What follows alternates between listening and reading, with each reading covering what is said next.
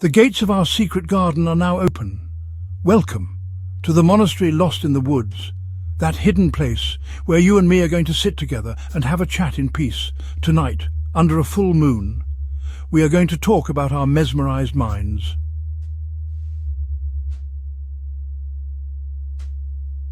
The strange genius of Franz Anton Mesmer.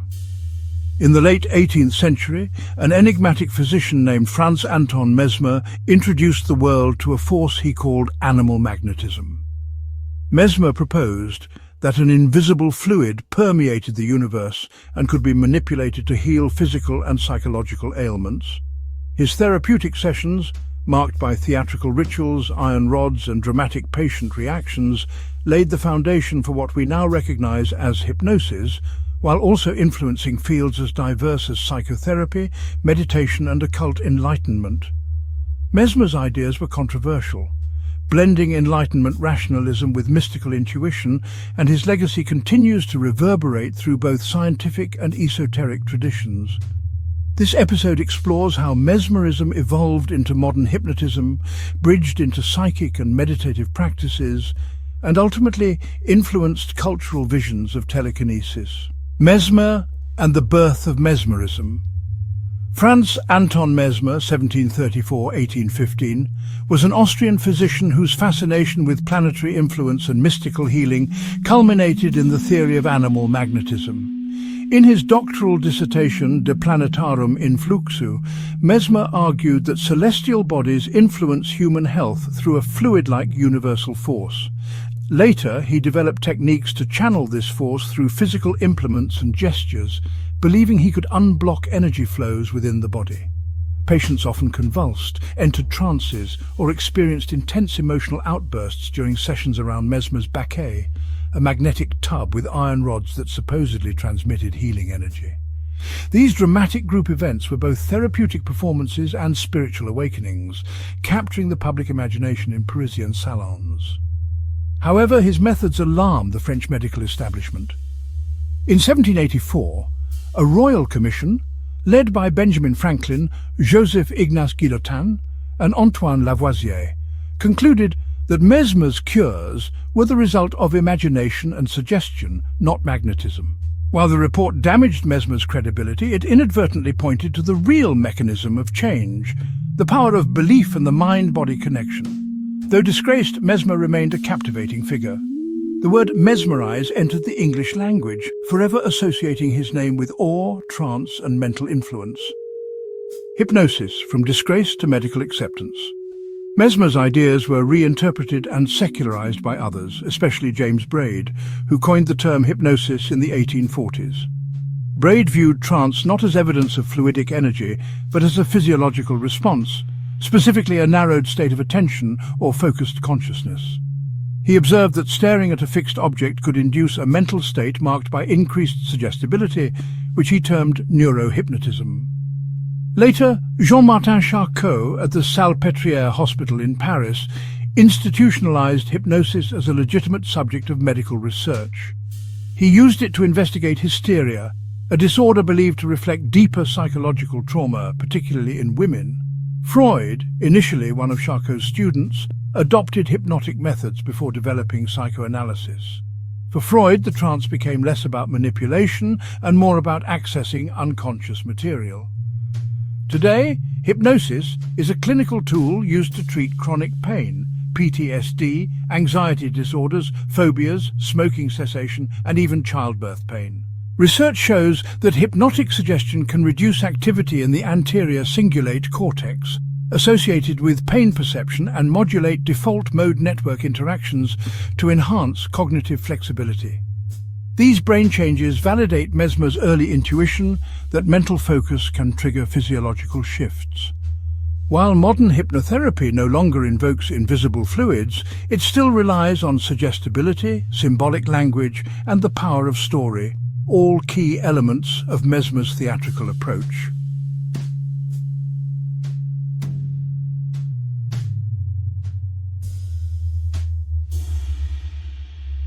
The psychic meditative dimension of hypnosis. While science focused on hypnosis as a clinical tool, spiritual movements embraced its deeper possibilities. In meditation, hypnosis finds a natural cousin.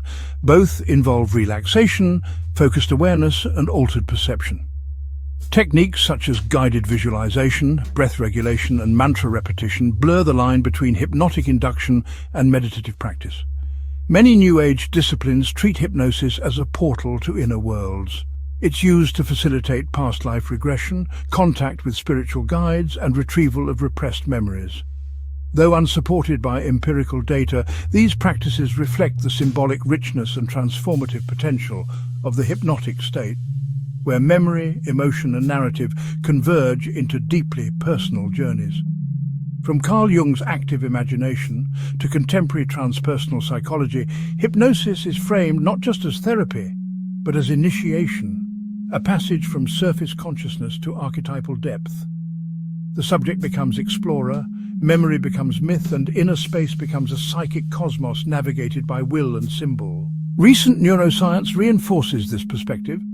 Studies using fMRI have shown that hypnotized individuals exhibit reduced connectivity between the dorsal anterior cingulate, conflict detection, and prefrontal regions, enabling more fluid reimagination and disinhibited thought.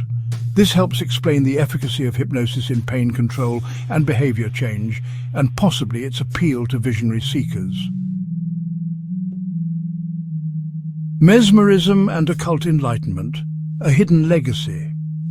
Mesmer's theories found fertile ground in occult societies of the 19th and 20th centuries. The Theosophical Society, Rosicrucians, and Golden Dawn regarded mesmerism not as pseudoscience, but as a resurfacing of ancient magical knowledge, a kind of occult enlightenment that bridged Eastern and Western metaphysics. Helena Blavatsky, founder of Theosophy, described animal magnetism as a form of prana, the vital energy of yogic thought. She linked Mesmer's ideas with Hindu Tantra, asserting that magnetism, when consciously directed, could induce clairvoyance, bilocation, and spiritual ascent. In her esoteric works, she hailed Mesmer as a forgotten herald of sacred truths, unjustly maligned by scientific materialists. In Hermetic traditions, the hypnotic trance became an initiatory rite. It was used to summon astral entities, manifest visions, and transmit healing energy across distances. Far from spectacle, this was framed as gnosis, experiential knowledge beyond discursive thought. The mesmerized initiate entered a higher vibrational field similar to mystical ecstasy or shamanic trance. Even the 19th century spiritualism movement, with its seances and spirit communications, owes much to Mesmer.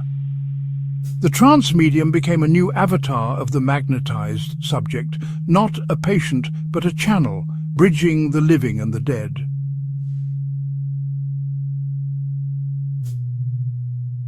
In this context, mesmerism evolved into a philosophy of inner transformation, not merely healing the body but liberating the soul.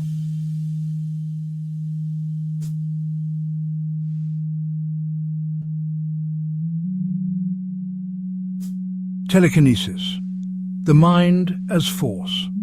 The final and most speculative link in this chain is the idea of telekinesis, the ability to move physical objects using mental intention alone. While no robust empirical evidence supports its existence, the ideological bridge from Mesmer to telekinesis is structurally coherent. Mesmer posited a non-material energy that could be directed by the will. Occultists elaborated this into psychic force by the 20th century. Parapsychologists such as J.B. Rhine conducted experiments on PK, psychokinesis, using dice and random number generators to test mind-over-matter interactions. Culturally, telekinesis became a symbolic language of latent power, especially in media portraying psychological repression and explosive transformation. Such portrayals reflect a cultural hunger for the empowered mind, a continuation of Mesmer's ideal that mental focus can shape external reality. The Mesmeric legacy, from mind to myth. Across centuries, Mesmer's dream of invisible currents and mental influence has morphed, split and recombined, birthing clinical hypnosis, inspiring occult enlightenment and fueling cinematic fantasies of telekinesis. What began as animal magnetism has endured not because of empirical validity alone, but because it touched a universal human desire to master the unseen, to bend consciousness and matter to will. The journey from mesmerizing the mind to manipulating matter reflects deeper psychological and cultural tensions: science versus belief, control versus chaos, rationality versus wonder. Mesmer's story, far from ending in discredit or vindication, continues to live in the liminal zone between medicine and magic, where thought experiments and symbolic truths still inspire inquiry. Whether we embrace hypnosis as clinical tool, meditative practice, spiritual path, or mythic mirror, one truth persists: the most powerful force Mesmer discovered was not magnetism, but human imagination. Thanks for watching. The gates of our secret garden are now closed.